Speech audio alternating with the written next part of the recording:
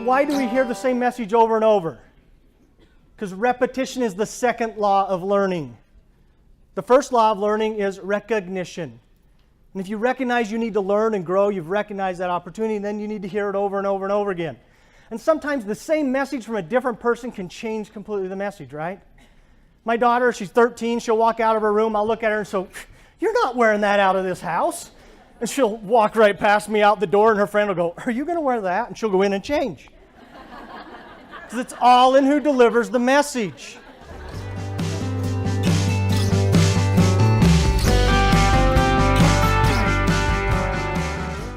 Let them flourish, but they need to know that you're recognizing they're succeeding. Has anybody here ever house trained a dog? Okay. If you're going through challenges right now with that, I'm sorry. There's an awesome book. It's called The Monks of New Skeet, Art of Raising a Puppy. Anybody ever read the book? Great, some believers out here. The tenet behind this is the monks of New Skeet, actually for kind of support of their monastery, they raise guide dogs, German shepherds, right? And they raise these guide dogs and put them out into the world as a service, but also kind of generate some funds. The philosophy behind training a dog is to reward it when it does what's right. You don't whack it with the newspaper when it goes in the house and beat it up, tell it bad boy and all that, right?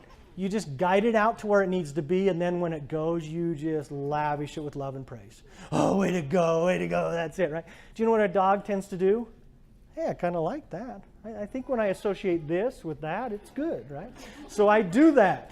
So they start to associate and connect it, and they repeat that behavior, and people are really no different. If you pick out their flaws and point it out, and just say, "Oh, man, bad. Why are you doing that? Why are you doing it this way? You know, I can't believe you did this." And you do that, you'll beat them down. But if you find their strengths and their possibilities, they'll excel and succeed. And you know what? It's too easy to pick out their flaws. Because as people and human beings, as that weak human being we are, we tend to find people's flaws because we think it puts us up.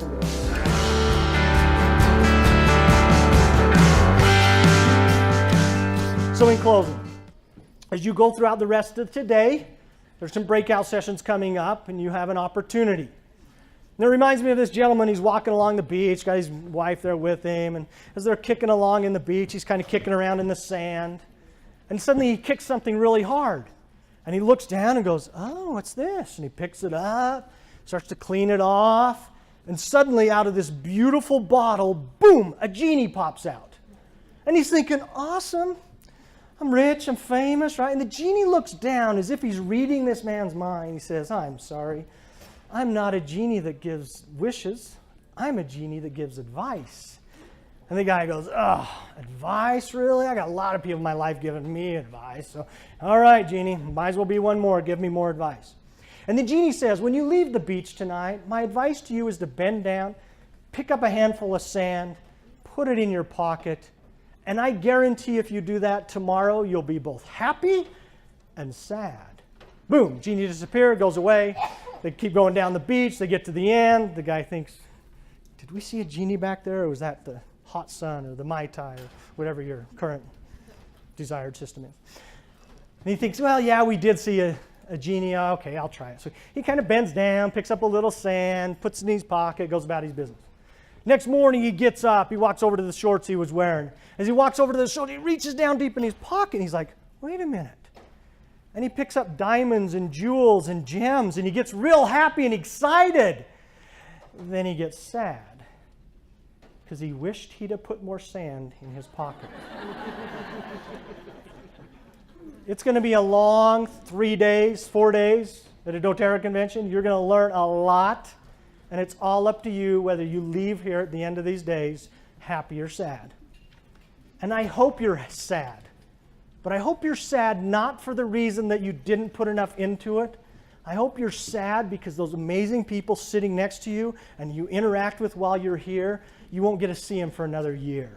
Or 6 months until you go to some amazing trip with doTERRA or something like that. So, when you become a leader, be an intentional leader. Thank you.